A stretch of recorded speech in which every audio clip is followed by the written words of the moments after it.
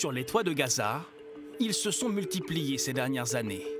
Des panneaux solaires au-dessus des habitations. Dans cette ferme piscicole en bord de mer à quelques kilomètres du centre-ville, c'est même devenu la principale source d'énergie. L'électricité solaire est l'épine dorsale de notre projet. Nous comptons sur elle pour fournir de l'oxygène aux poissons, en plus de puiser et de pomper l'eau de la mer. Sans cette électricité, notre projet n'existerait pas. Un investissement qui a permis de diviser la facture d'énergie. Notre facture d'électricité est passée de 43 800 € par mois à 11 700 € par mois.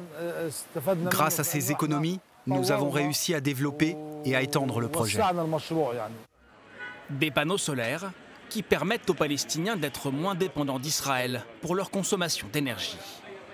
Aujourd'hui, 62% de l'électricité utilisée à Gaza provient des lignes électriques israéliennes, datant de l'époque où des familles juives vivaient dans l'enclave.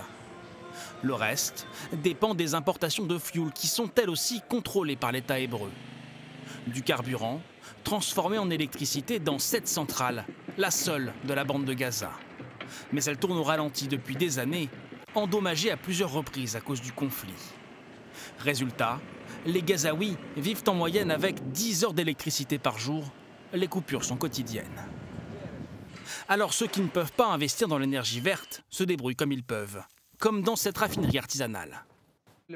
On remplit ce four de copeaux de plastique, on ferme et on allume le feu. Ici, on fait brûler du plastique pour le transformer en fioul.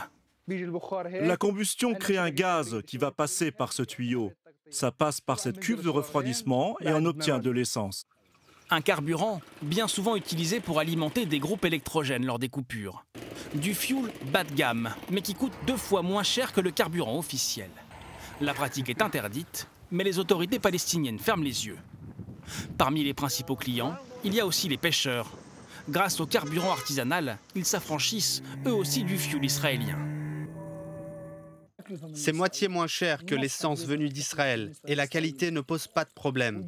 Ça n'affecte pas le moteur. Le rendement est élevé. Je fais le plein 3 ou 4 fois par semaine, mais cette essence est difficile à trouver. Un palliatif économique qui est aussi une bombe à retardement écologique et sanitaire. L'essence made in Gaza est une source de rejet dangereux pour la santé. Mais dans un pays où 80% des habitants dépendent de l'aide humanitaire, le fioul artisanal reste encore la principale source d'énergie alternative, bien loin devant l'installation de panneaux solaires.